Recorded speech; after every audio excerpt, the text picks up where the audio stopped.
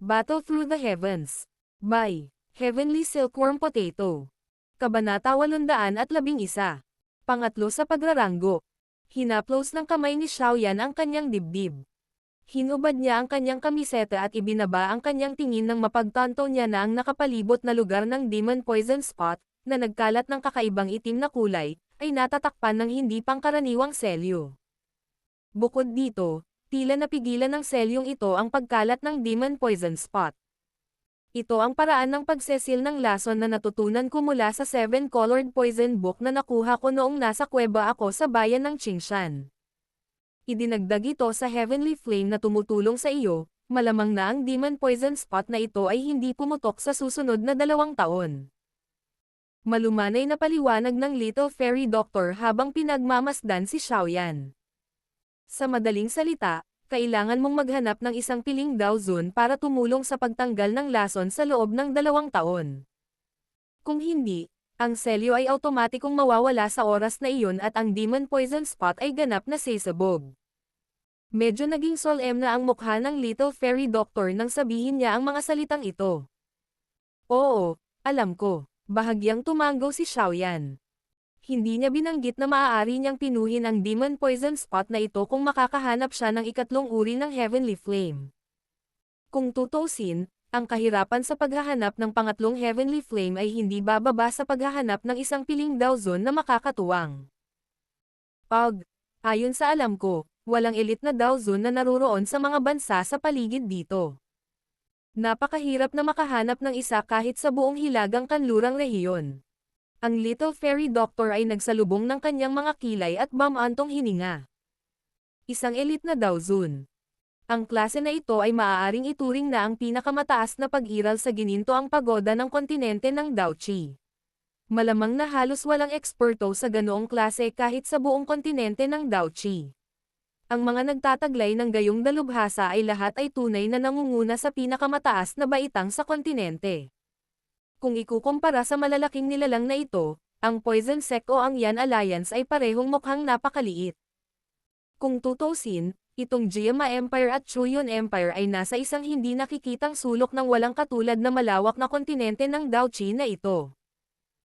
Kahit sa hilagang kanlurang rehiyong ito, ang Jiama Empire at ang Chuyon Empire, na matatagpuan malapit sa isang gilid, ay malamang na walang gaanong karapatang magsalita. Bagalan natin ang mga bagay-bagay. Sa anumang kaso, mayroon pa tayong 2 taon. Tahimik na bamantong hininga si Xiaoyan. Gayunpaman, ang kanyang mukha ay ngumiti sa isang walang pakialam na paraan. Isang medyo pamilyar na pangalan ang biglang sumilay sa puso ni Xiaoyan habang binibigkas niya ang mga salitang ito. Ang ekspertong iyon na minsang binanggit ni Yao Lao at ng First Elder Su Chen mula sa Jianan Academy Inner Academy. Feng Zunzi. Zunzi. Sa kontinente ng Daoqi, isang dalubhasa lamang sa klase ng Daozun ang may kwalipikasyon na tugunan sa ganitong paraan. Sa makatuwid, malinaw na ang napakabuting kaibigan ni Yao Lao noon ay dapat na isang tunay na Daozun. Ang posisyon ng isang piling Daozun ay walang katulad na mataas. Kahit na isang ordinaryong tao ang makatagpo ng isa, imposibleng makuha ang kabilang partido na tumulong sa pag-alis ng naturang lason. Sa makatuwid, ang parehong partido ay dapat magkaroon ng ilang relasyon. Gayunpaman, dahil sa posisyon ng isang elite na Daozun, bakit siya magtatatag ng isang relasyon sa isang tao maliban kung ang taong iyon ay may lakas o iba pang kakayahan na pinahahalagahan niya? Isinasantabi ang ilang espesyal na relasyon, karamihan sa mga pagkakaibigan ay itinatag batay sa lakas ng magkabilang panig. Bagamat medyo makatotohanan ang puntong ito, walang alinlangan na ito ang katotohanan.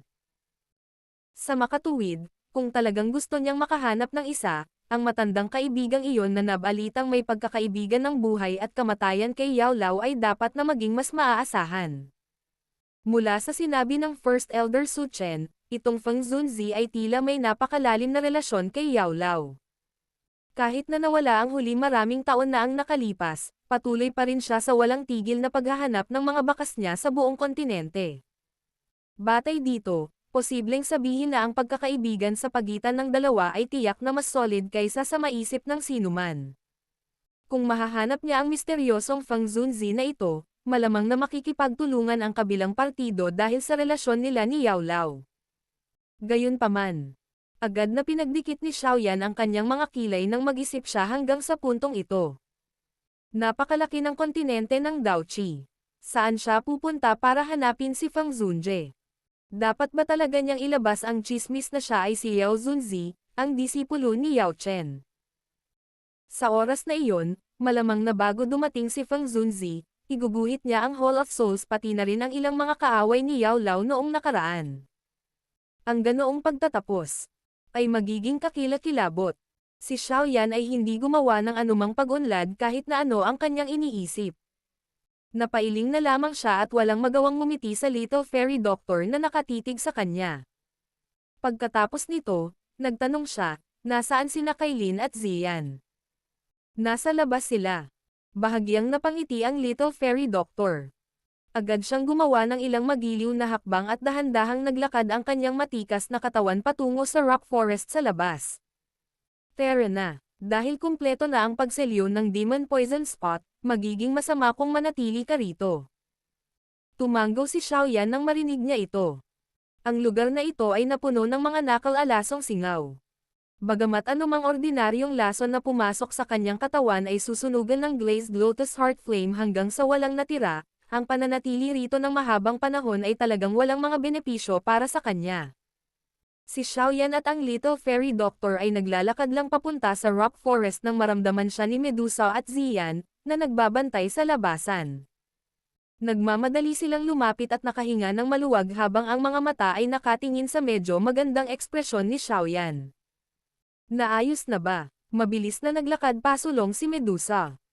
Ang kanyang mahahabang pupils ay dumampi sa katawan ni Xiaoyan habang ang kanyang boses ay nagtatanong sa paraang nag-aalala. Ngumiti si Xiaoyan at tumanggo. Sinabi niya, lahat ito ay salamat sa paraan ng pagsesil ng lason ng Little Fairy Doctor. Kung hindi, magiging mahirap talagang harapin ang bagay na ito. Totoong-totoo ang mga salitang ito. Isang maliit na hibla lamang ang naging dahilan upang maubos ni Xiaoyan ang 2/3 ng kanyang Daoqi upang mapino ito. Kung ang Demon Poison Spot ay ganap na pumutok, malamang na si Xiaoyan ay talagang walang kahit kaunting kakayahang lumaban. Bukod dito, ang kanyang layunin ng pagbigkas ng mga ganoong salita ay walang alinlangan na maging mas maayos ang relasyon sa pagitan ng Little Fairy Doctor at Medusa. Ang dalawang babaeng ito ay parang matalim na karayom at on. Hindi nila sinasadyang magkaroon ng alitan sa isa't isa sa tuwing sila ay magkikita. Gaano katagal maaantala ang pagputok nitong Demon Poison Spot pagkatapos maselyuhan? Nagkunwaring hindi alam ni Medusa ang mga sinabi ni Xiaoyan. Sa halip, kumunot ang noo niya at tinanong ang pinakamahalagang tanong. Walang magawang umiling si Xiaoyan nang marinig niya ito. Bakit ang babaeng ito ay gustong maging mapurol sa lahat ng oras? Ang selyo ay mananatili sa loob ng 2 taon. Ang Little Fairy Doctor sa gilid ay nag-alinlangan sandali bago piniling ibuka muna ang kanyang bibig. 2 taon. Lalong lumalim ang pagkunot ng noo ni Medusa. Bum-antong hininga siya. Sa madaling salita, kailangan nating maghanap ng elite na Daozun para tulungan si Xiaoyan na alisin ang lason o ang Demon Poison Spot ay muling sasabog. Oo. Magagawa mo bang selyuhan itong muli 2 taon mula ngayon? Tanong ni Medusa sa malalim na boses. Ito. Hindi maaari. Isang beses lang magagamit ang ganitong paraan ng pagselyo. Hindi ito magkakaroon ng malaking epekto kung gagamitin ito sa pangalawang pagkakataon. Tumigil sandali ang Little Fairy Doctor bago nagsalita na may mapait na ngiti. Tirik ang kilay ni Medusa. Sa pagtingin sa kanyang ugali, tila pinaplano ni Medusa na malamig na sawayin muli ang Little Fairy Doctor. Nagmamadaling pinasok ni Xiaoyan ang sarili sa pagitan ng dalawa nang makita ito. Walang magawa niyang sinabi. Walang silbi ang magsabi ng kahit ano ngayon. Magkaroon tayo ng maayos na talakayan kung paano natin mahahanap ang isang elite na Daozun sa halip. Little Fairy Doctor, tulungan mo kaming magayos ng ilang matutuluyan. Sina Kailin at Zian ay lumahok sa isang malaking labanan at kailangang gumaling ng maayos. Ang Little Fairy Doctor ay natural na hindi tatanggi sa ganoong kahilingan. Marahan niyang tinugon si Xiaoyan bago inikat ang katawan para umalis. Sa hitsura ng kanyang ugali, pinaplano niyang personal na maghanda ng kanilang matutuluyan. Sa wakas ay ibinaling ni Xiaoyan ang kanyang ulo kay Medusa matapos makita na ang likod ng Little Fairy Doctor ay naging malayo. Mapait siyang tumawa. Nabigyan na niya ako ng sapat na tulong. Itigil mo na ang paghahanap ng gulo sa kanya. Si Medusa ay walang pangako sa harap ng pangangaral ni Xiaoyan.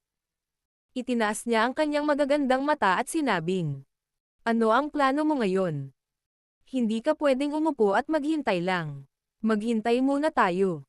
Magpapahinga tayo ng isang araw bago kumuha ng impormasyon tungkol sa Hall of Souls mula sa bibig ng taong ito bukas." Ibinuka ni Xiaoyan ang kanyang mga kamay bago agad pinunasan ang kanyang storage ring. Isang makapal na lamig ang bumungad sa kanyang maitim na mga mata.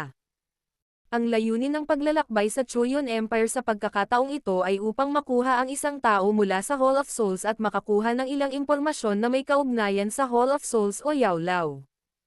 Sandaling nag-alinlangan si Medusa nang marinig niya ito. Sa wakas, napabuntong hininga na lang siya at tumango. Isang mahinang mapayapa na halimuyak ang nananatili sa loob ng isang maluwag na silid.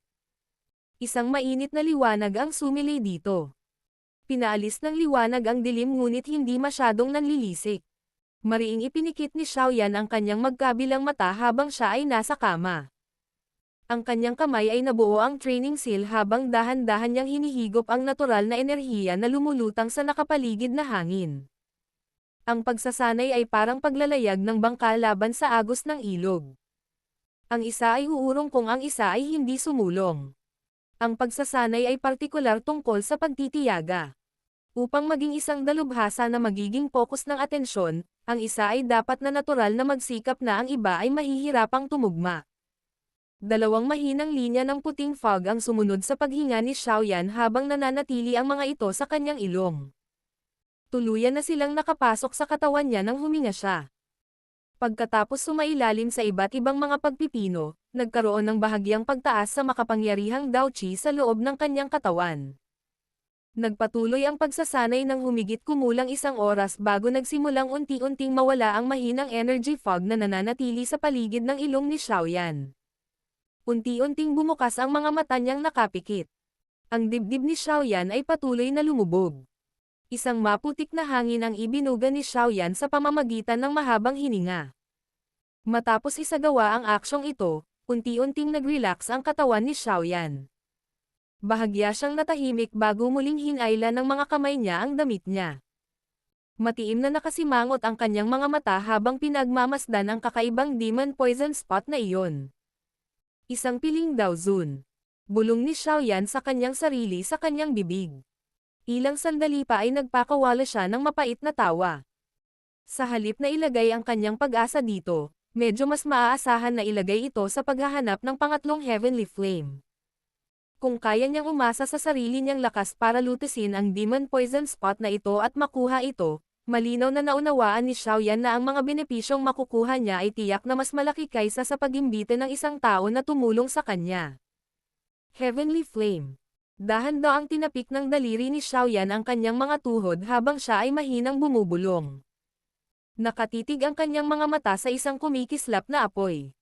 Pagkaraan ng ilang sandali, nanginginig ang kanyang daliri at lumitaw sa kamay ni Xiaoyan ang 2 punit na mapa, na puno ng mga sinaunang aura. Ang hitsura ng mga mapa na ito ay isa sa matinding edad. Maliwanag, sila ay umiral ng napakatagal na panahon. Ang gilid ng isa sa mga punit na mapa ay naglalaman ng ilang malabong linya. Unti-unting kumalat ang mga linya. Sa isang magaspang na tingin, sila ay nakakagulat na isang kakaibang itim na lotus. Ang lotus ay dark black ang kulay. Tila may manipis na patong ng itim na apoy na tumatakip sa ibabaw ng lotus, na nagbibigay dito ng kakaibang hitsura na parang demonyo. Ang mga mata ni Xiaoyan ay matamang nakatitig sa black lotus drawing. Biglang tumibok ang puso niya. Ang kasalukuyang siya ay hindi na ang walang alam na binata noon. Kaya naman, malinaw na alam niya kung anong uri ng nakakatakot na bagay ito. Ang Purifying Demonic Lotus Flame, pangatlo sa ranggo. Battle Through the Heavens. Kabanata 812. Mga plano. Ang Heavenly Flame Rankang ay naglalaman ng 23 uri ng Heavenly Flames na alam ng lahat sa kontinente ng Daochi.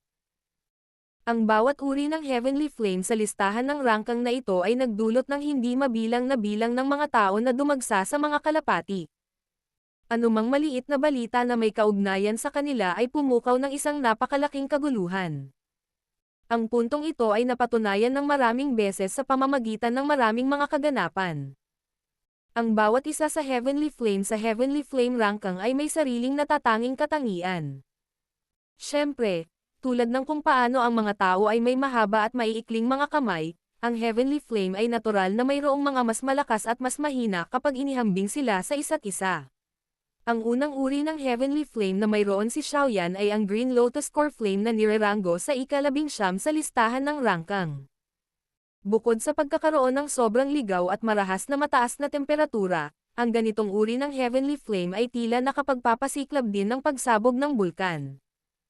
Siyempre, hanggang ngayon, hindi pa nakakagawa ng ganito si Xiaoyan. Kaya naman, hindi rin niya alam kung totoo nga ba ito. Ang pangalawang Heavenly Flame na taglay niya ay natural na Fallen Heart Flame na nasa ika-14 na ranggo. Ang ganitong uri ng invisible na apoy ay katulad ng Green Lotus Core Flame sa mga tuntunin ng lakas. Gayunpaman, ito ay nakahihigit sa mga kakaibang gamit nito. Siyempre, nagtataglay din ito ng kakaibang kakayahan na naging sanhi ng pamumulan ng mga mata sa inggit. Iyon ang kakayahang tulungan ang mga tao na pinuhin ang Daochi sa kanilang katawan upang mapataas ang kanilang bilis ng pagsasanay.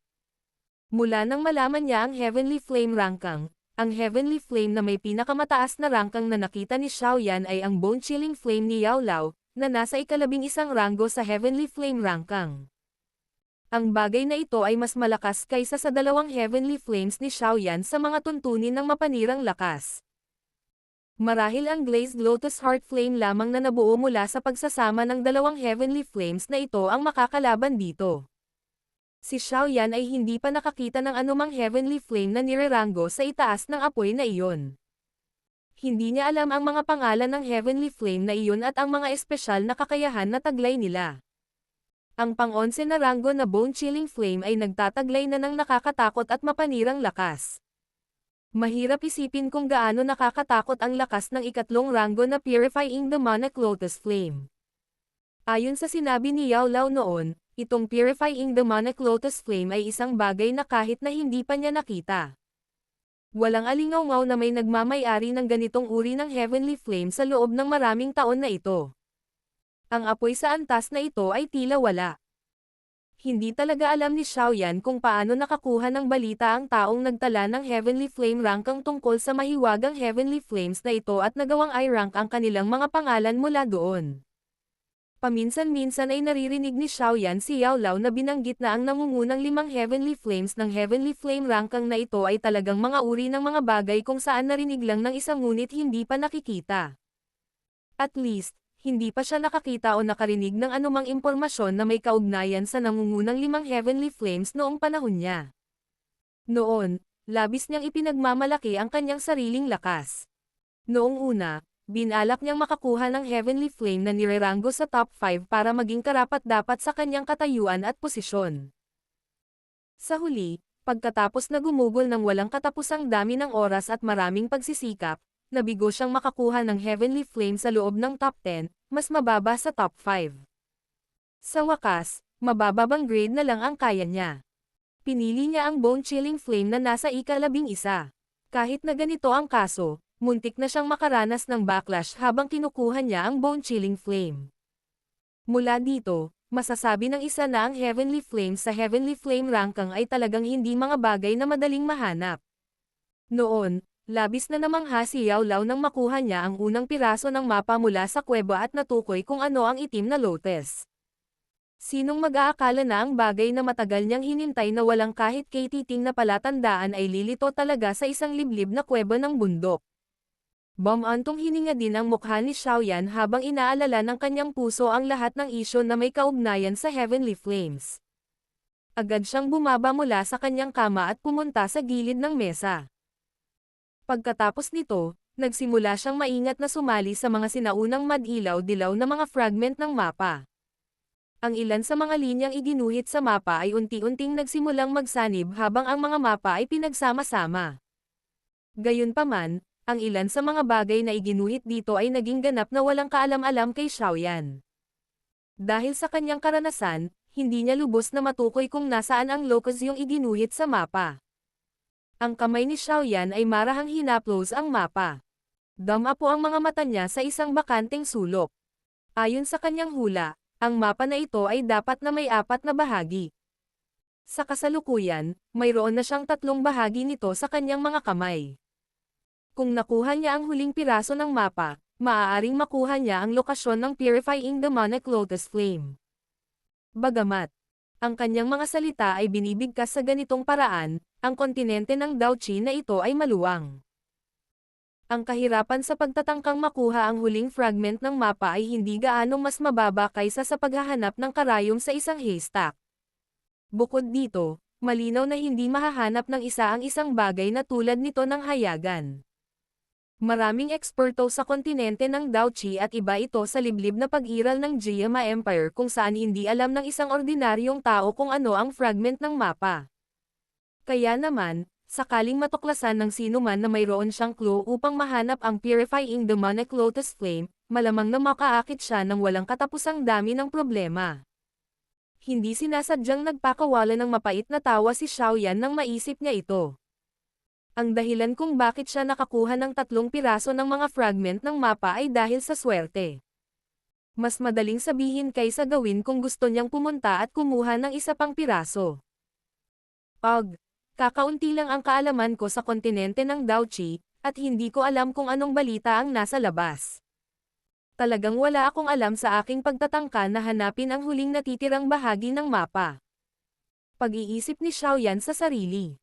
Mukhang kahit papaano ay kailangan kong maghanap ng mapagkakatiwalaang tao na mahusay ding nakakaunawa sa kontinente ng Daoqi upang makakuha ng ilang balita.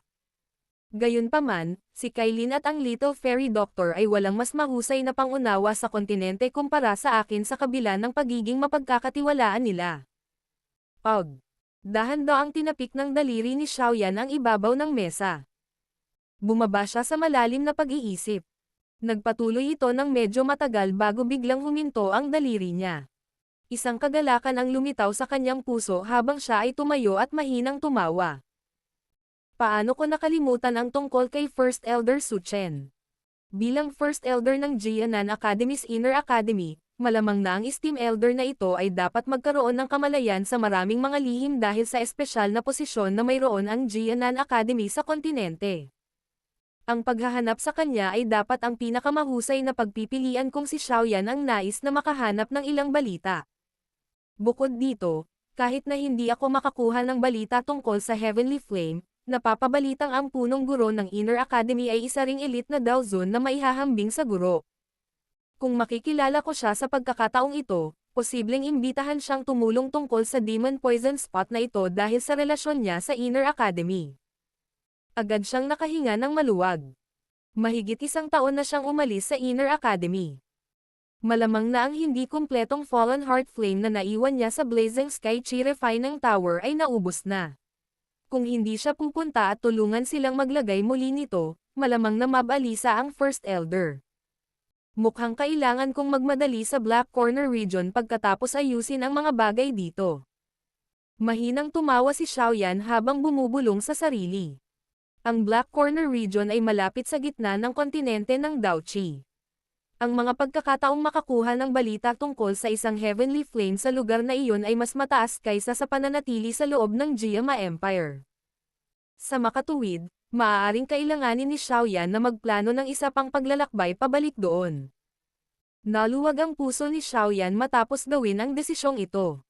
Maingat niyang inilagay ang mapa sa mesa sa kanyang storage ring. Gamit ang isang alon ng kanyang mga manggas, ang apoy na ilaw sa silid ay namatay, at isang tahimik na kadiliman ang tumakip sa silid. Plano mong magtungo sa Black Corner Region? Tanong ni Medusa na may pagtataka. Nagulat siya nang marinig niya ang mga plano ni Xiaoyan. Oo, ngumiti si Xiaoyan at tumango. Sinabi niya. Ang punong guro ng Inner Academy ay isang elite na Daozun. Kung makikilala ko siya, maaari kong hilingin sa kanya na tumulong. Chi, laging nawawala ang matandang iyon. Sa lahat ng taon ko sa Inner Academy, isang beses ko lang siya nakita. Kahit pumunta ka, baka hindi mo siya makilala. Napakunot ng bibig si Zian sa gilid nang sumagot siya. Kailangan ko man lang subukan, di ba? At saka, kahit na hindi ko siya makilala, makakapagtanong din ako tungkol sa ilang impormasyon na may kaugnayan sa Heavenly Flames mula sa First Elder. Kung makakahanap ako ng ibang uri ng Heavenly Flame, hindi ko nakakailanganin ang tulong ng sinuman sa pag-ando nitong Demon Poison Spot. Si Xiaoyan ay malabo na ngumiti sa isang walang pakialam na paraan habang siya ay tumugon. Sige, mas maraming problema sa Black Corner region kaysa sa loob ng Jiama Empire. Kailangan mo ba akong sumunod? Nag-isip sandali si Medusa bago tumango at nagtanong. Bagaman malaki ang maitutulong mo kung susundin mo ako, ang Yan Alliance at ang tribo ng taong ahas ay hindi na magagarantiyahan sa kanilang kaligtasan kapag umalis ka.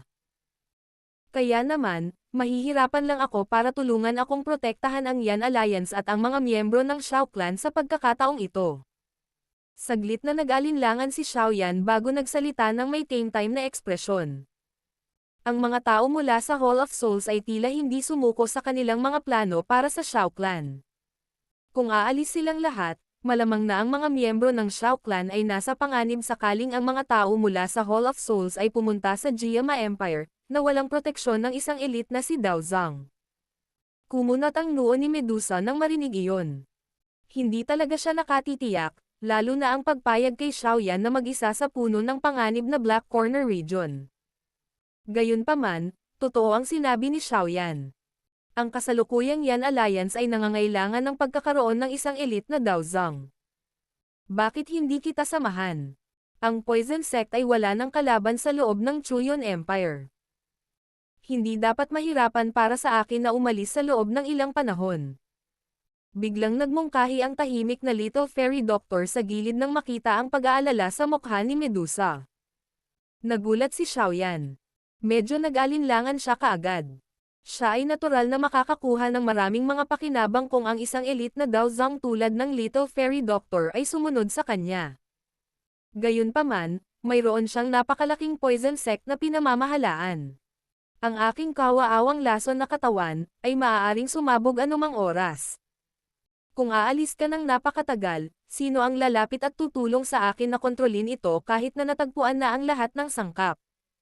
Kusang ngumiti ang Little Fairy Doctor at nagpatuloy sa pagpapaliwanag nang makita ang pag-aalinlangan ni Xiaoyan. Ito. Sige. Maraming salamat. Si Xiaoyan ay natural na tumigil sa pag-aalinlangan dahil ang kabilang partido ay nagsalita sa ganoong lawak. Agad siyang tumango, naikuyom ang kanyang mga kamay, at ngumiti sa Little Fairy Doctor. Natural na naiintindihan niya na ang Little Fairy Doctor ay may intensyon na protektahan siya sa pamamagitan ng pagsunod sa kanya. Tahimik na nakahinga ng maluwag si Medusa nang makita niyang nagkusa ang Little Fairy Doctor na sabihing susundan niya si Xiaoyan. Bahagyang naging malumanay ang titig na dati niyang tinitingnan sa huli. Malinaw niyang alam na ang Little Fairy Doctor ay nagtataglay ng lakas na katulad ng sa kanya. Hindi dapat masyadong nahihirapan si Xiaoyan sa kanyang pagtag. Hayaan mong kunin ko rin ang batang babae na ito. Kailangan ko man lang hayaang makita ni First Elder at ng iba pa na hindi ko siya ginawang masama dahil babalik din ako sa Jianan Academy. Tinapik-tapik ni Xiaoyan ang ulo ni Zian hanggang sa tuluyang naiwasan ng hindi gustong babae. Bahagyang ngumiti si Medusa at tumango.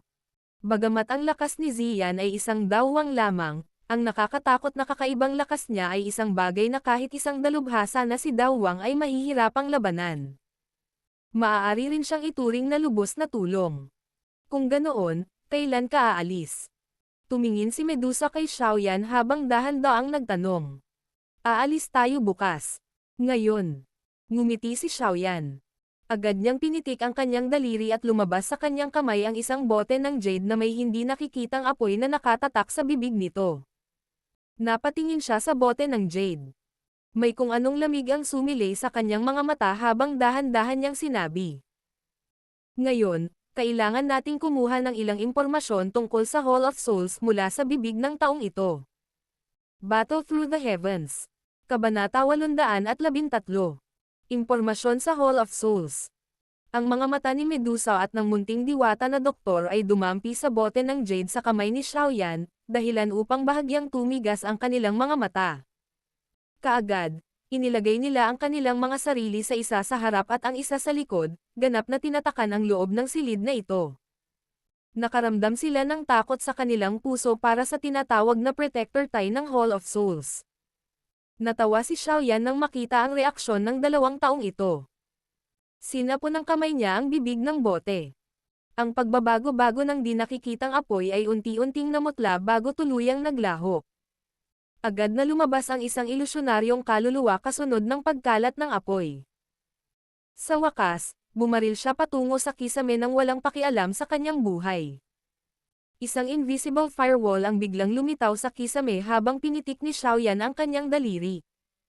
Ang illusionary spiritual body na iyon ay kumatok dito at agad na naglabas ng chi-chi sound. Isang matalim na kahabag-habag na sigaw ang sumunod na lumitaw. Pinagmasdan ni Xiaoyan ang ilusyonaryong espiritual na katawan, na nakatikip sa kanyang ulo sa gulat. Napangiti siya ng mahina habang gumagalaw ang selyo sa kamay niya. Ang di nakikitang pader ng apoy na iyon ay sumugod pababa at tumpak na binalot sa kaluluwa bago dahan-daang bumaba. Hihihi. Protector Tai, bakit kailangan mong tumakbo ng mabilis? Nagsalita si Xiaoyan bago siya ngumiti at pinag-aralan si Protector Tai, na maingat na nagtatago sa loob ng apoy. Hindi niya hinayaan na hawakan ng kanyang katawan ang kahit kaunti sa nakapalibot na firewall. Ano lang ang gusto niyong lahat? Ang aming mga protector mula sa Hall of Souls ay may espiritual na imprint sa Hall of Souls.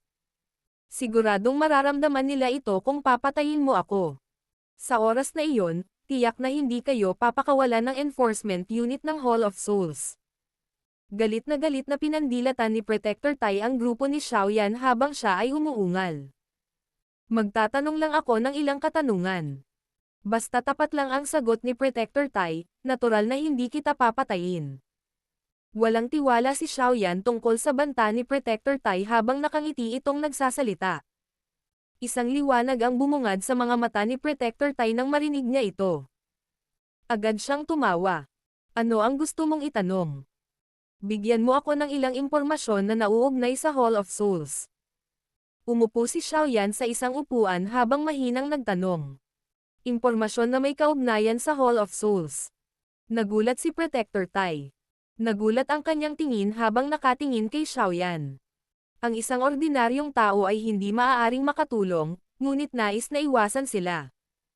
Ito ay hindi inaasahan na ang taong ito ay talagang nagkusa na magtanong tungkol sa impormasyon. Brat, napakatapang mo talaga. Huwag mong isipin na maaari kang maging mayabang dahil lang sa mayroon kang 2 piling daozang sa tabi mo. Sa mata ng Hall of Souls, ang pag-alis sa iyo ay isang bagay na kasing dali ng pagtataas ng mga kamay. Kung mataktika ka, pakakawalan mo ako sa lalong madaling panahon. Kung hindi, ang nakapalibot na invisible na apoy ay biglang lumiit bago matapos magsalita si Protector Tai. Sa wakas, dumaikit ito sa kanyang kaluluwa. Ang mainit na temperatura ay naging dahilan ng paulit-ulit na pagbuga ng kanyang katawan ng chi-chi na tunog na muling umalangaw-ngaw sa buong silid. Inihaw siya ng apoy ng humigit kumulang kalahating minuto bago dahan-daang umatras, na nag-iwan ng isang pagod na espiritual na katawan. Ang mga mata ni Xiaoyan ay walang pakialam habang sinusulyapan niya si Protector Tai. Kalmado ang boses niya habang sinasabi. Hindi ito ang sagot na gusto ko. Huwag mong isipin na hindi ako maglalakas loob na patayin ka. At saka, hahayaan kitang magdusa ng sapat na sakit bago ko gawin iyon. Ikaw. Madilim ang mga mata ni Protector Tai habang matamang nakatitig kay Xiaoyan bago sumulyap sa nasusunog na invisible firewall sa paligid niya. Lumitaw sa kanyang mga mata ang takot. Pagkaraan ng ilang sandali, sa wakas ay nagtanong siya sa sobrang ayaw niyang paraan. Anong impormasyon ng Hall of Souls ang gusto mong malaman? Ano ang lakas ng Hall of Souls? Inihagis ni Xiaoyan ang isang tanong na binigyang pansin niya. Ang mahiwagang organisasyong ito ay isa na kahit si Yao Lao ay labis na kinatatakutan. Ito ay malamang na ang lakas nito ay dapat na lubhang nakakatakot. Dahil pinaplano niyang iligtas si Yao Lao at ang kanyang ama mula sa kanila sa hinaharap, natural na kailangan niyang magkaroon ng kaunting pag-unawa sa kanilang lakas. Lumitaw ang pangungutya sa mga mata ni Protector Tai nang marinig niya ito. Sinabi niya, "Hindi ka ba natatakot na ang pagtatanong ng tanong na ito ay magbibigay sa iyo ng isang dagok sa iyong kumpiyansa?"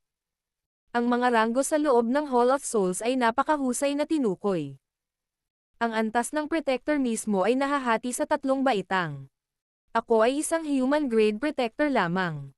Sa ibabaw ng mga Protector, nariyan ang matataas na posisyon ng mga Honorable Elder. Sa kanilang lakas, sila ay masasabing may kaunting mga tawag sa buong kontinente.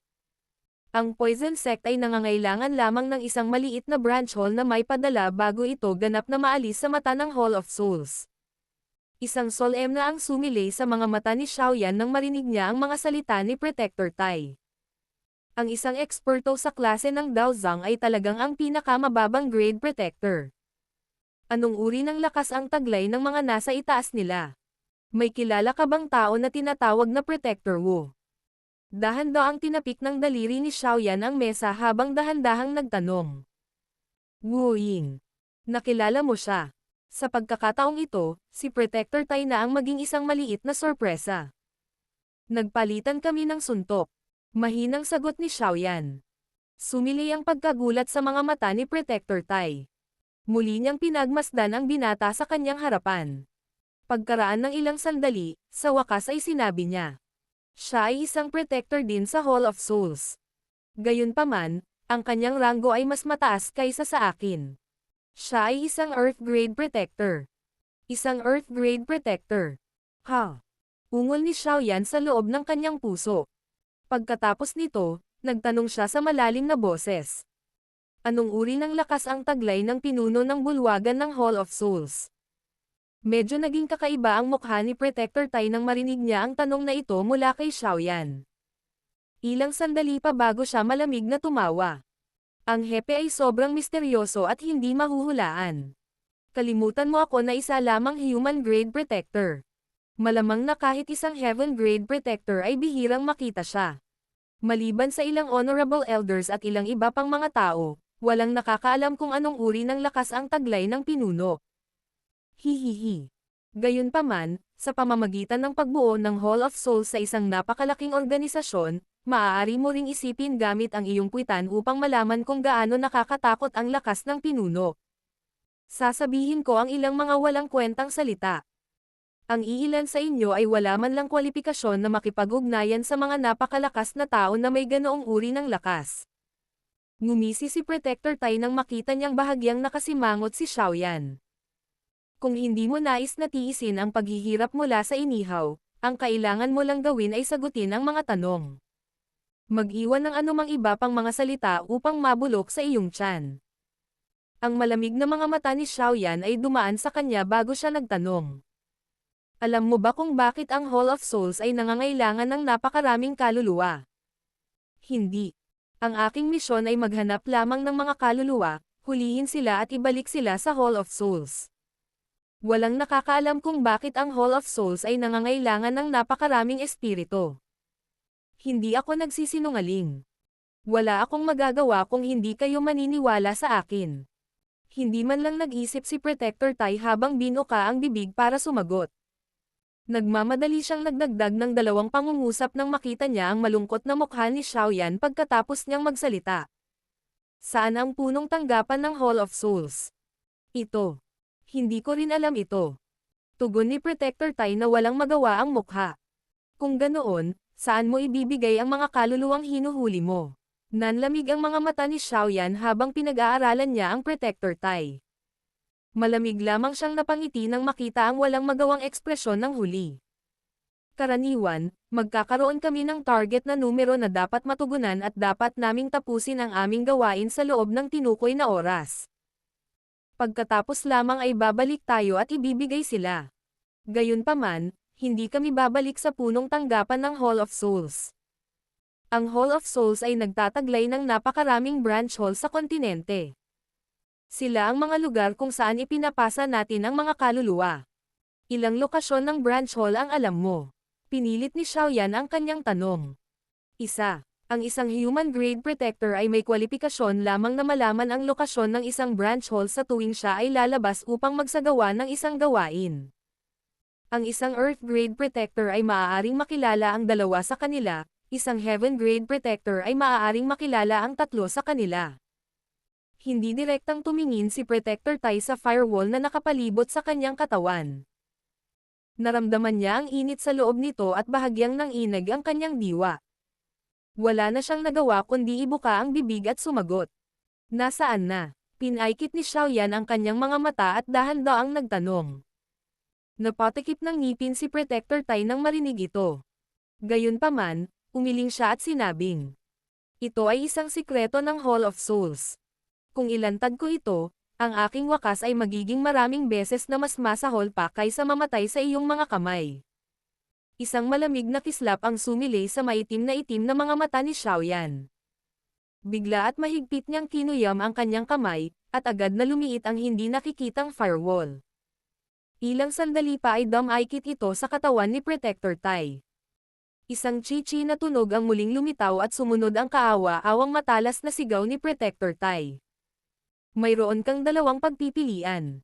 Ang isa ay ang magdusa sa pag-ihaw ng apoy at mamatay habang ang isa ay ang manalangin na ang iyong pagbubunyag ng isang lihim ay hindi malaman ng Hall of Souls. Walang pakialam na kinausap ni Xiaoyan si Protector Tai na ang buong katawan ay nagbubuga ng puting usok. Ikaw.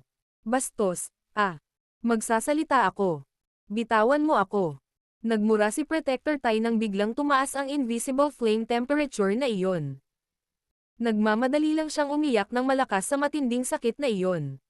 Ang mahigpit na lumiliit na pader ng apoy ay dahan-daang kumalat nang marinig ni Xiaoyan ang kanyang boses. Inihayag nito ang labis na pagod at kahabag-habag na espiritual na katawan ng una. Ang alam kong branch hall na iyon ay napakalayo sa Chuyon Empire. Ito ay nasa isang lugar na tinatawag na Burial Stream sa loob ng Skyheart Empire, na nasa hangganan sa pagitan ng gitna ng kontinente at hilagang kanlurang rehiyon. Bahagyang nanginig ang kaluluwa ni Protector Tai bago tuluyang nagsalita sa mapanglon na paraan. Skyheart Empire. Burial Stream.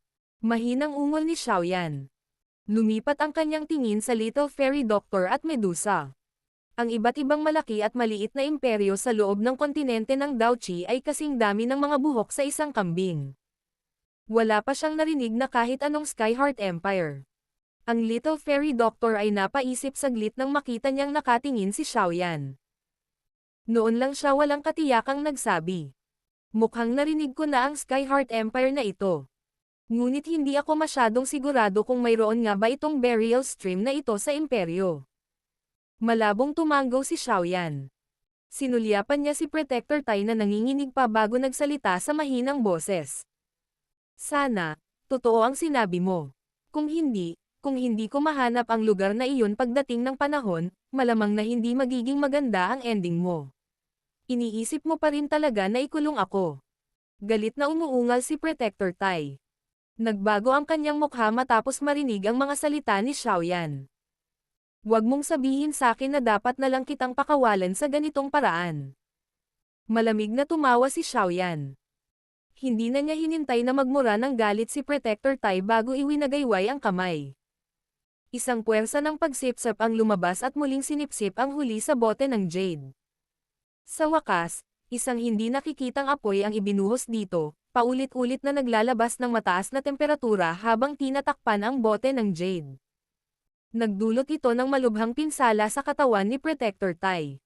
Dahan-dahang bumantong hininga si Xiaoyan matapos muling isara ang Protector Tai.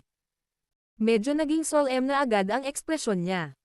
Mula sa sinabi ni Protector Tai, nakita na lamang niya ang isang sulok ng iceberg na siyang napakalaking nilalang na kilala bilang Hall of Souls. Gayunpaman, ang maliit na sulok na ito ay naging dahilan upang makaramdam siya ng pagyanig. Talagang karapat-dapat itong maging isang nakakatakot na paksayon na kahit si Yao Lao ay labis na natatakot. Ano ang balak mong gawin ngayon? Dahan-daang ibinuka ni Medusa ang kanyang bibig at nagtanong.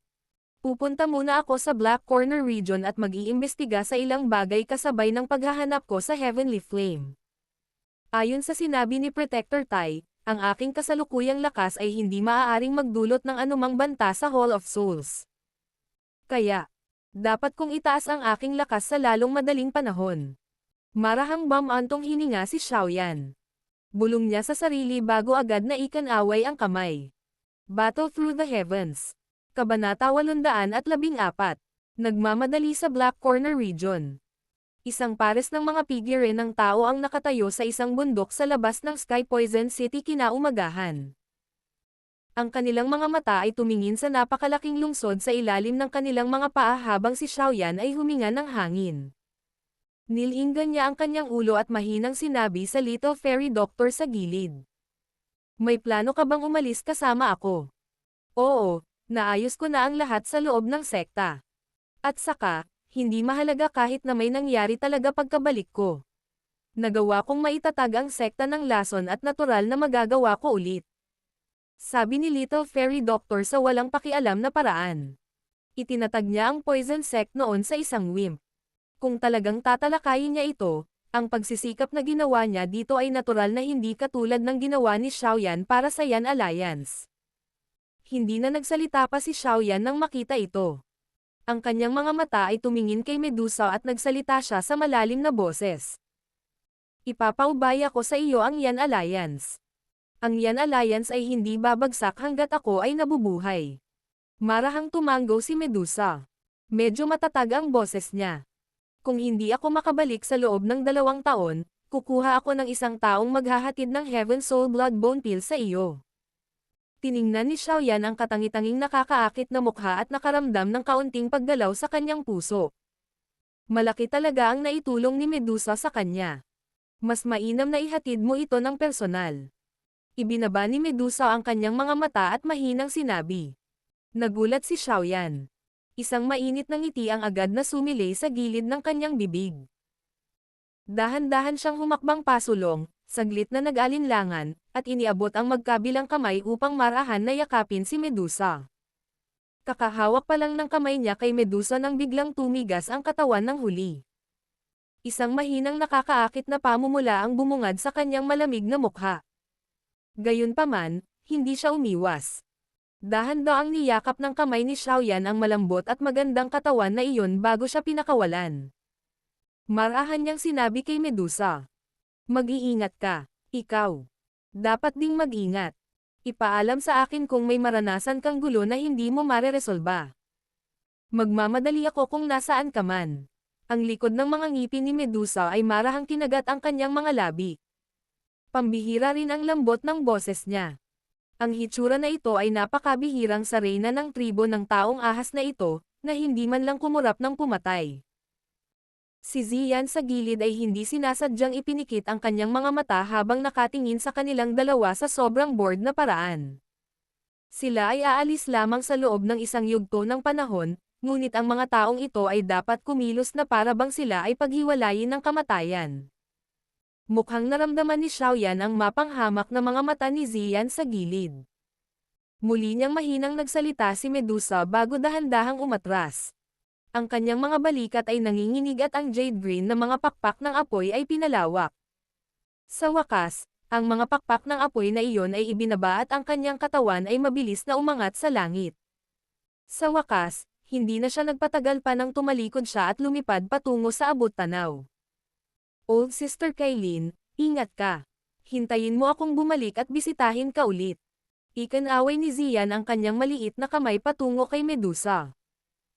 Pagkatapos nito, umangat din sa ere ang kanyang magandang figure at hinabol si Xiaoyan, na nasa kanyang harapan. Sumulyap ang mga mata ng Little Fairy Doctor kay Medusa. Aakyat na sana siya sa ere nang biglang sinabi ng huli. Protektahan mo siya ng maayos. Nagulat si Little Fairy Doctor. Nakita niya ang isang bakas ng pagsusumamo sa nagyayelong malamig na mga mata ni Medusa. Naging mas mainit ang kanyang magandang mukha nang bigla siyang sumagot ng mahina. Siya lang ang kaibigan ko. Relax, kahit mamatay ako, gagawin ko ito bago siya. Salamat. Kung makakabalik ako sa pagkakataong ito at kontrolin ang Wolfall Poison Body, maaari akong magkaroon ng maayos na pakikipag-chat sa iyo. Natatawang sabi ni Little Fairy Doctor. Agad gumalaw ang kanyang magandang figure at sumugod sa ere. Sa wakas, marahan niyang tinapakan ang walang laman na hangin bago naging isang sinag ng liwanag na mabilis na nawala sa abot tanaw. Nag-iisang nakatayo si Medusa sa bundok. Tumingin lang siya sa lugar kung saan nawala ang grupo ni Xiaoyan. Matagal bago siya bumantong hininga. Nadama niya na ang oras na dadalhin ni Xiaoyan sa paglalakbay na ito ay malamang na mas matagal kaysa sa anumang oras. Bukod dito, kapag dumating ang oras, malamang na kahit siya ay makatingin lamang sa kanyang lakas. Wala talagang naramdamang pagtutol si Medusa sa kanyang puso nang maisip niya ito. Sa halip, nagkaroon ng mahinang pag-asa. Ito ay isang hindi makapaniwalang bagay para sa isang malakas na babae na tulad niya. Xiaoyan. Sa oras na bumalik ka, ang buong hilagang kanlurang kontinente ay malamang na masusupol mo tulad ng kasalukuyang Jiama Empire.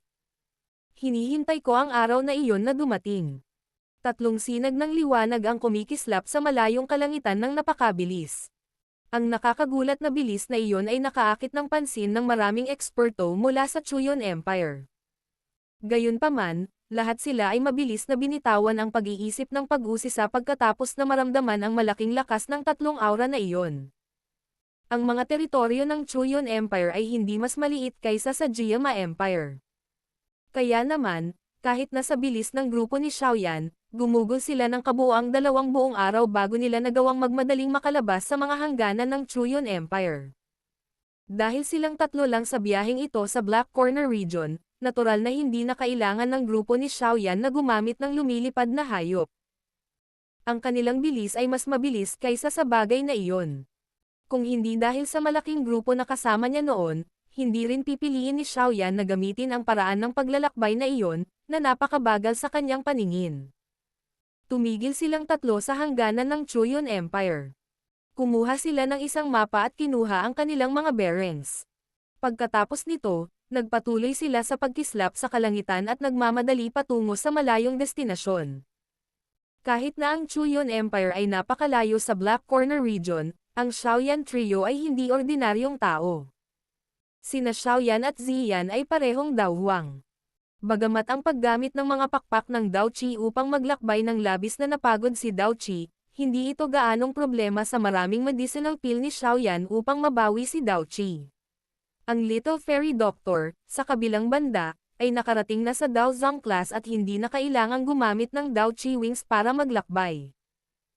Ang kailangan niya ay isang pag-iisip at magagawa niyang manyobrahin ang enerhiya sa labas ng mundo ayon sa gusto niya. Ang paglipad sa ganitong paraan ay hindi lamang mabilis kundi nakakapagod din ang munting Daoqi. Ang kaunting pagod na ito ay hindi gaanong mahalaga para sa isang piling Daozang. Sa gitna ng tila walang katapusang paglalakbay na ito, ang trio ni Xiaoyan ay dumaan sa ilang bundok na puno ng enerhiya. Lapag sila at nagpapahinga habang naghahanap sa paligid ng mga bundok ng sabay-sabay sa pagtatangkang hanapin ang ilang sangkap na iyon para makontrol ng Little Fairy Doctor ang kanyang Wolfall Poison Body. Hindi naiwasang makipaglaban ang grupo ni Xiaoyan sa ilan sa mga makapangyarihang magical beast sa bundok habang naghahanap sila. Bagamat nabigo silang makuha ang ilang sangkap na kailangan nila habang sila ay lumaban at naniningil, nakakuha sila ng napakaraming bihirang sangkap na panggamot dahil sa espesyal na kakayahan ni Ziyan sa paghahanap ng kayamanan. Kasama sa mga sangkap na ito ang ilang sangkap na panggamot para pinuhin ang Heaven Soul Blood Bone Pill. Naging sanhi ito ng kaunting kagalakan ni Xiaoyan. Si Xiaoyan Trio ay patuloy na walang sawang piniling lumipad patungo sa ilang tila mapanganib na bulubundukin matapos makamit ang napakalaking benepisyo. Gayunpaman, ang paglalakbay na ito ay hindi kasing tahimik gaya ng kanilang naisip. Mayroong maraming tunay na mabangis na hayop na nakatago sa loob ng maraming mapanganib na hanay ng bundok. Ilang beses na rin nilang nakilala ang ilang rank 7 super magical beasts. Kung hindi dahil nakialam ang Little Fairy Doctor, malamang na sina Xiaoyan at Ziyan ay talagang nakatagpo ng isang malaking problema. Si Xiaoyan ay nanatiling mababang profile matapos matugunan ang mga insidenteng ito ng ilang beses. hindi sila nang ahas na basta-basta sumingil sa bulubunduking iyon na may napakalakas na aura na tumatakip dito. Kung hindi, ang mga bagay ay hindi magiging masaya kung sila ay magudyok sa isang tunay na mabangis na hayop na kahit na ang Little Fairy Doctor ay hindi kayang talunin. Ang patuloy na paghahanap na ito ng iba't ibang likas na kayamanan sa daan ay naging dahilan upang hindi gaanong mapurol ang paglalakbay. Gayunpaman, ang oras na kinuha nila ay nauwi sa makabuluhang pinahaba. Base sa mga kalkulasyon ni Xiaoyan, malamang na 3 hanggang 4 na buwan na ang nakalipas mula nang umalis sila sa Chuyon Empire. Ang haba ng oras na ito ay maihahambing noong ang malaking contingent ay bumalik sa Jiama Empire. Sa kabila ng mas maraming oras na ginugol, si Xiaoyan ay nakinabang din dito. Pagkatapos nitong mahabang panahon ng paglalakbay at ang buhay at kamatayan na pakikipaglaban sa mga magical beast sa kagubatan ng bundok, ang aura ni Xiaoyan ay naging mas malakas at mapanganib sa loob ng 4 na buwang ito.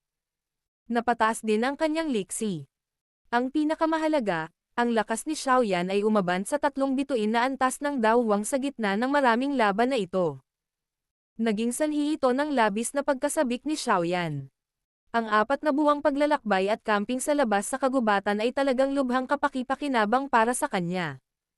Matapos ang outdoor camping na ito ay nagpatuloy sa loob ng 5 buwan, ang tila walang katapusang bulubundukin ay tuluyang nawala sa kanilang paningin. Ang isang itim na malaking kapatagan na umaabot hanggang sa abot tanaw ay tila isang itim na kurtina na tumatakip sa lupa habang ito ay lumitaw sa paningin ng Xiaoyan Trio. Sa wakas ay tumigil ang grupo ni Xiaoyan matapos nilang makita ang medyo pamilyar na malaking itim na kapatagan. Bumalatay sa mukha ng una ang kagalakan na naibsan ng malaking pasanin. Sa wakas, tumawa siya ng malakas habang nakaharap sa langit. Ang malakas na halakhak ay parang kulog, na kumalat sa lahat ng direksyon mula sa kanyang kinatatayuan. Black Corner Region, Jianan Academy, bumalik na si Xiaoyan. Bahagyang ngumiti ang Little Fairy Doctor habang nakatingin sa masayang Xiaoyan. Pinagmasdan ng kanyang mga mata ang napakalaking itim na kapatagan at mahinang bamulong. Ito ba ang Black Corner Region? Battle Through the Heavens. Kabanata 815. Nagkatagpo sa daan.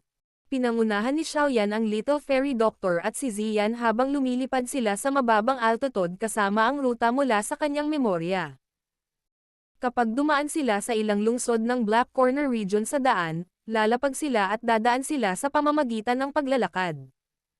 Tumigil sila sandali sa ilang auction house at medicinal shop habang tumatawid sa mga lungsod sa pagtatangkang maghanap ng mga sangkap na kailangan nila. Ang bilis ng grupo ni Xiaoyan ay natural na mas mabagal dahil dito. Gayunpaman, iniwasan din nila ang maraming problema. Sinubukan ni Xiaoyan na magtanong tungkol sa ilang balita ng Xiao Gate habang nasa daan, ngunit marahil dahil ito ang panlabas na rehiyon ng Black Corner Region, walang detalyadong balita tungkol sa kanila sa kabila ng maraming tao na nakarinig tungkol sa bagong pangkat na ito na biglang bumangon sa loob ng huling 2 taon. Sa makatuwid, naramdaman ni Xiaoyan na walang magawa. Gayunpaman, nasabi niya na ang Xiao Gate ay hindi nakatagpo ng masyadong maraming problema mula sa balita na kanyang nakuha. Dahil dito ay nakahinga siya ng maluwag. Dahil nalaman niyang maayos ang Xiao Gate, hindi nagmamadali si Xiaoyan na makarating doon. Pinangunahan niya ang Little Fairy Doctor at Ziyan sa maraming lungsod habang nangalap siya ng ilang impormasyon tungkol sa ilang kinakailangang sangkap na kailangan para makontrol ang Wolfo Poison Body. Bukod dito, labis na interesado si Xiaoyan sa malalaking auction na ginanap nitong Black Corner Region dahil sa fragment ng mapa ng Purifying Demonic Lotus Flame na nakuha niya sa isang auction noong huling pagkakataon. Nagtanong din siya tungkol sa mga auction na ito habang nangangalap ng impormasyon. Ang 3 grupo ng kalalakihan ni Xiaoyan ay gumugol ng mahigit 10 araw sa paglalakbay at pangangalap ng impormasyon sa ganitong paraan. Unti-unti silang nakarating sa gitnang rehiyon ng Black Corner Region. Sa lugar na ito maswerteng nakakuha si Xiaoyan ng ilang impormasyon tungkol sa isang malaking auction. Halos bawat lungsod sa loob ng Black Corner Region na ito ay madalas na magdaraos ng auction. Gayunpaman, ang laki ng mga individual na auction na ito na ginanap ay hindi malaki. Kaya naman, mahirap para sa kanila na maakit ang atensyon ni Xiaoyan. Gayunpaman, paminsan-minsan, magkakaroon ng ilang napakalakas na paksayon sa loob ng Black Corner region na makikipagtulungan sa ilang iba pang paksayon upang magtipon ng maraming mga item sa auction. Sa wakas, magdaraw sila ng malakihang magkasanib na auction. Ang laki ng mga auction na ito ay maaaring ituring na isang malaking bagay sa Black Corner region.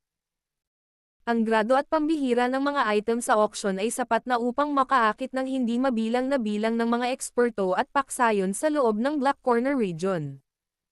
Ang mga bagay na na-auction sa mga lugar na ito ay malayo sa maaaring labanan ng Primer Clan sa loob ng Jiama Empire. Sa pamamagitan lamang ng pag-alala kung paano ang 3,000 Lightning Movement ni Xiaoyan, isang D-class agility na Dao skill na kahit isang dalubhasa na si Dao Huang, ay nailabas sa naturang auction ay nagbigay daan sa isa na sabihin kung anong uri ng timbang ang taglay ng ganitong uri ng auction. Ang mga auction ng Primer Clan ay higit na nakakaakit ng atensyon ng ilang ekspertong dawang. Hindi ito nagtataglay ng labis na pagkahumaling sa isang tulad ni Xiaoyan. Gayunpaman, iba ang ganitong uri ng large-scale auction sa Black Corner region. Hindi katakataka na ang mga eksperto na naakit ng naturang mga auction ay kasama ang mga nasa klase ng Daozang. Ang auction na narinig ni Xiaoyan tungkol sa oras na ito ay ginanap sa isang lungsod na tinatawag na Black Emperor City, na matatagpuan sa kanlurang bahagi ng Black Corner region.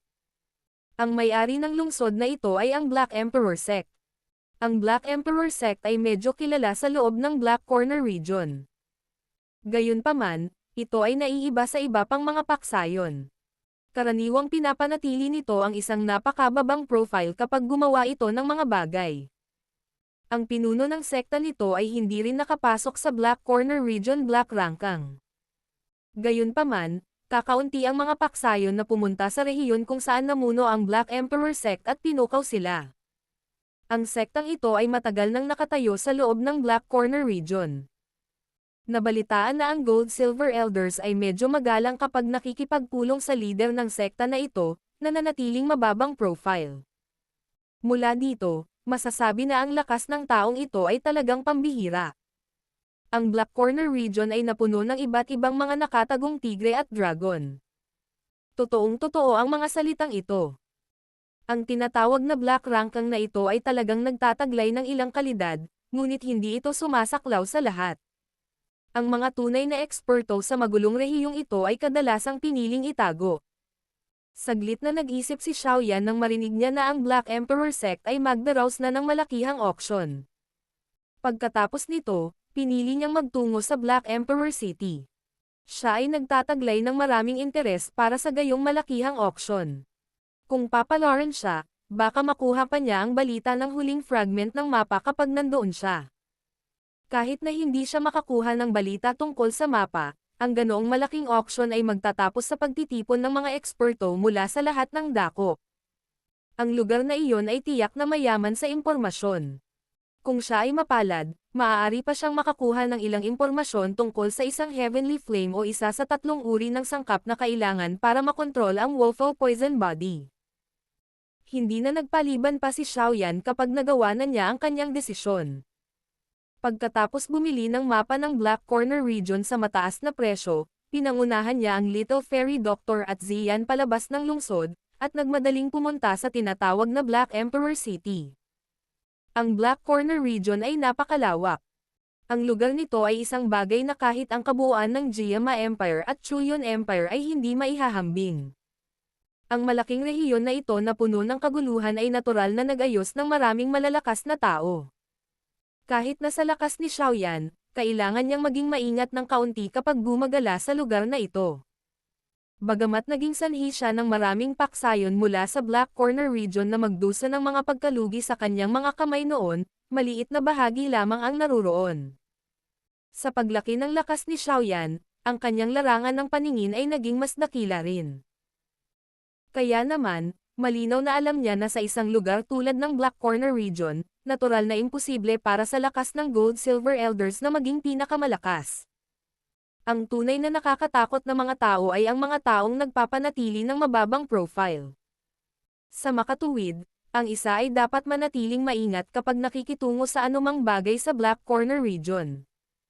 Tatlong figure ng tao ang dahan-daang naglakad pababa sa isang maliit, luntiang daanan ng kagubatan sa bundok. Ang nakaitim na damit, binata sa harap ay may hawak na piraso ng berdeng damo sa loob ng kanyang bibig. Naka-cross arm sa likod ng ulo habang tamad ang mukha. Hinayaan niya ang mainit na sikat ng araw na nakakalat mula sa langit na sumikat sa kanya sa mga puwang sa pagitan ng mga dahon. Xiaoyan, gaano kalayo ang sirang lungsod na ito? Ang lilang buhok, maliit na batang babae sa likod ng binata ay sumimangot sa kanyang maliit na mukha habang galit na nagtatanong. Malapit na. Tamad na sagot ng binata nang umunguya ng damo na naglalaman ng bahagyang pait. Nasabi mo na ang mga salitang ito ng higit sa 10 beses. Agad na sumigaw si Ziyan nang marinig ang mga salitang ito. Siya ay tumalon kay Xiaoyan at tumabi sa kanya na parang isang sloth habang siya ay random na kumagat. Napangiti ang dalagang nakasuot ng puting kulay sa gilid nang makita ang aksyon ni Ziyan. Agad at hindi sinasadyang umiling siya. Bata, ang paglalakad ay isa ring uri ng pagsasanay. Huwag mong isipin na lumipad buong araw. Sinulyapan ni Xiaoyan si Ziyan, na nakasabit sa kanyang katawan. Hindi niya ito pinansin habang panay ang takbo ng mga yabag nito habang halata sa bibig ang tawa. Sino ang gustong mag-commit sa ganoong nakakainip na pagsasanay? Ang pinakamagandang pagsasanay ay para ibigay mo sa akin ang mga sangkap na panggamot na nahanap ko. Galit na tugon ni Ziyan. Nakakita siya ng napakaraming bihirang sangkap na panggamot sa kalahating taon na ito. Sa huli, lahat sila ay dinakip ng kasuklam-suklam na taong ito. Bukod dito, sinabi pa nga niya na dapat gamitin ng husto ang mga bagay. Nagkibit balikat si Xiaoyan. Magsasalita pa lang sana siya nang biglang huminto ang mga yabag niya. Nanliit ang kanyang maitim na mga mata habang nakatingin sa malayong kagubatan ng bundok.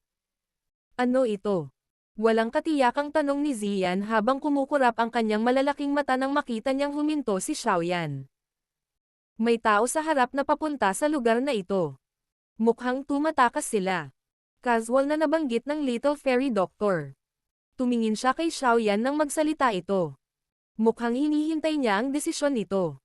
Hindi na kailangang makisali. Magpapatuloy tayong maglakad ng mag-isa. Malabo na ngumiti si Xiaoyan. Araw-araw, maghihiganti ang mga pagpatay sa loob ng Black Corner region na ito. Wala siyang interes na pumunta at iligtas ang bawat isa sa kanila. Dalawang pagod na figure ang lumitaw sa gilid ng maliit na daanan sa loob ng kagubatan ng bundok sa isang kahabag-habag na paraan habang ang tatlong grupo ni Xiaoyan ay nag-uusap. Maraming itim na figure ang lumitaw sa hindi kalayuan sa likuran nila. Ang siksik na hangarin sa pagpatay ay nailipat sa kabila nang magkalayo sila. Sa wakas ay nakita ni Xiaoyan ang dalawang figure habang sila ay tumakas ng mas matindi. Sila ay isang lalaki at isang babae. Ang lalaki ay nasa 30 taong gulang habang ang babae ay isang dalaga lamang. Nakakagigil ang mga yabag ng lalaki at bakas ng dugo ang katawan nito. Malinaw, nasugatan siya. Medyo gumanda ang dalagang iyon na nakasuot ng maputlang kulay lilang damit. Gayunpaman, ang katangi-tanging gumagalaw na mukha niya ay puno ng gulat sa sandaling ito. Marahil ito ay dahil sa mga pinsala, ngunit ang mga yapot ng lalaki ay palpak habang siya ay tumatakas. Kaya muntik na siyang matamba. Dali-dali siyang binuhat ng dalaga. Ang isang pares ng kumikinang at malalaking mata ay nagpahayag ng kaunting kahalumigmigan dahil sa kanyang gulat. Ang maraming itim na figure sa likod ay biglang nagsara ng puwang habang ang dalawang taong ito ay naantala sa ganitong paraan. Madilim at malamig na pagpatay ang layunin ng dalawang taong ito na mapuno ng malamig na pawis. Nagngangalit ang lalaki. Ibinaling niya ang ulo para sulyapan ang mga taong lumalapit sa kanila. Lumutang ang kawalan ng pag-asa sa kanyang puso. Nang lumitaw ang kawalan ng pag-asa na ito, ang kanyang mga mata ay nagkataon na nakita ang tatlong figure ng tao sa hindi kalayuan sa kanyang harapan. Agad niyang hinawakan ang huling dayami at nagmamadaling sumigaw. Mga kaibigan sa harap, mangyaring magbigay ng kamay at iligtas kami. Tiyak na gagantimpalaan ka namin pagkatapos nito. Ang grupo ng mga taong humahabol ay biglang bumilis ng kanilang bilis nang ang sigaw na ito ay ibinubuga. Sa wakas, kumislap sila at napalibutan ang dalawa. Nagkataon, ang tatlong tao na grupo ni Xiaoyan ay nasa loob din ng kabkab na ito. Hahaha. Iniisip mo pa bang tumakas? Ang isang taong nakasuot ng itim na tao ay tumingin sa miserableng pares mula sa isang mas mataas na lugar habang siya ay tumawa sa kakaibang paraan. Lalong tumindi ang kawalan ng pag-asa sa mga mata at puso ng lalaki kasunod ng pagtakpan ng kanyang landas sa pagtakas. Kaagad, naihagis lang niya ang kanyang mga mata, na umiiyak para sa tulong, sa tatlong grupo ng mga tao ni Xiaoyan. Napatingin ang mga mata ni Xiaoyan sa lalaki. Agad na damapo ang kanyang tingin sa dalagang naka-purple sa gilid. Bagamat ang noo ng huli ay natatakpan ng hibla ng itim na buhok, kahit sinong matalas na mata ay masasabi sa isang sulyap na ang dalagang ito ay isang kagandahan. Kapag nag-mature na siya sa paglipas ng panahon, malamang na magdudulot siya ng maraming lalaki na mag-groan sa ilalim ng kanyang palda.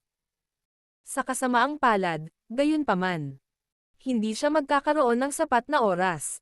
Munting bata, ang mga kalsada sa ilalim ng langit ay napakalawak at bawat isa ay maaaring tumabi sa isang tabi. Mangyaring huwag makialam sa negosyo ng iba. Natuklasan din ng mga taong nakasuot ng itim ang tatlong tao na grupo ni Xiaoyan. Nanlamig ang mga mata ng lalaking nagsalita kanina habang nagsasalita sa malalim na boses. Dumaan lang ako. Mahinang sagot ni Xiaoyan. Pagkatapos nito, ang kanyang tingin ay inalis mula sa umaasa na mga mata ng naka-purple na damit, binibini. Walang pakialam ang ekspresyon niya habang umiiwas sa mga ito. Agad na namutla ang mukha ng lalaki at binibini nang makita ang aksyon ni Xiaoyan.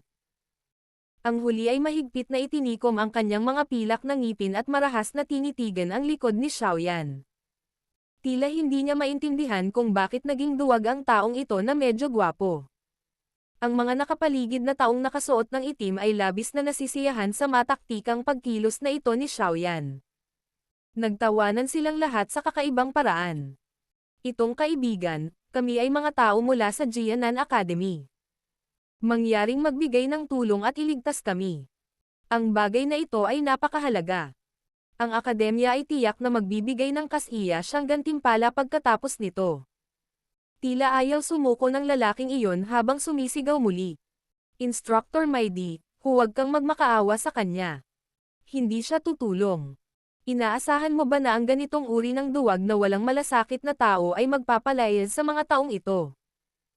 Ang dalagang naka-purple na nakadamit sa gilid ay nakatikom ang kanyang mga pilak na ngipin habang sumagot.